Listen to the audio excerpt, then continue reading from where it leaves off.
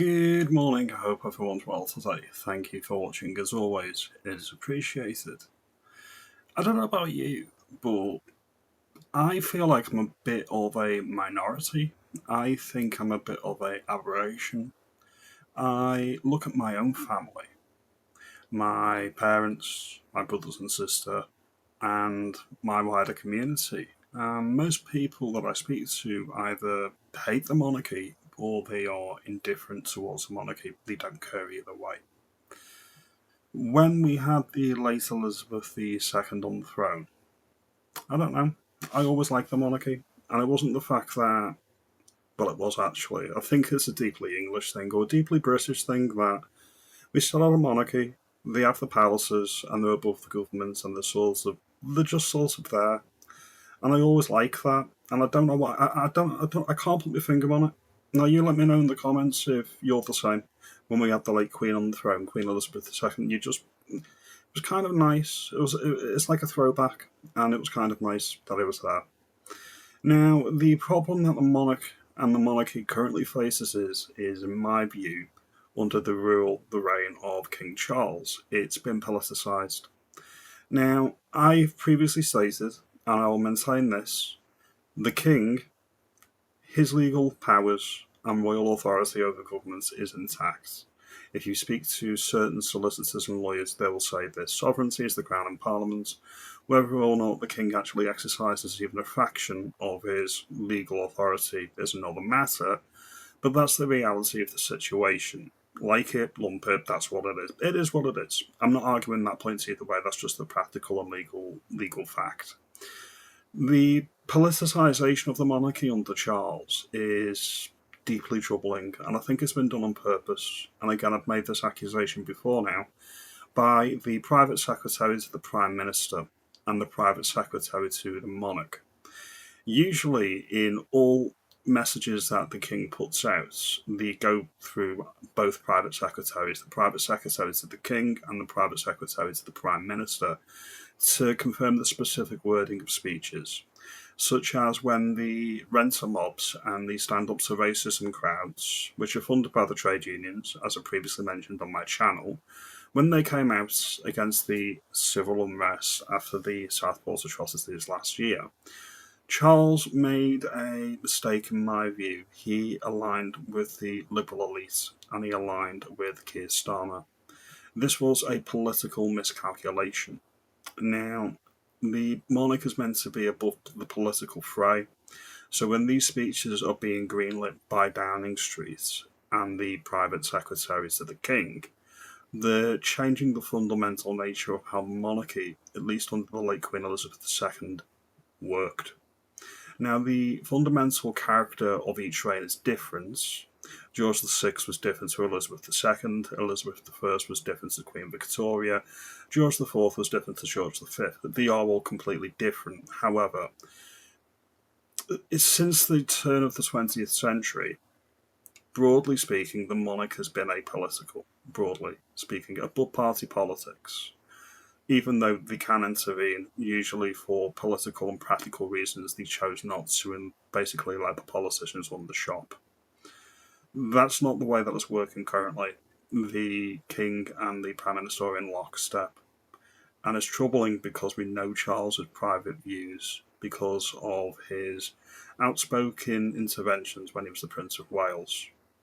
This is why I think he'll be begging and he'll be wishing that the next government that gets in is Reform UK.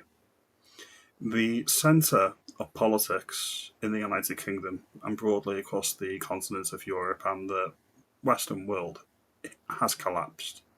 The next government is either going to be extreme left or extreme right, comparative to what we've had since Tony Blair. The extreme left want the monarchy gone.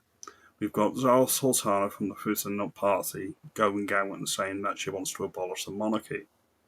Now, the monarch is bigger than each incumbent, and the monarchy itself is not predicated on the reign of the incumbents either. So there's a lot of people on my channel that hate Charles.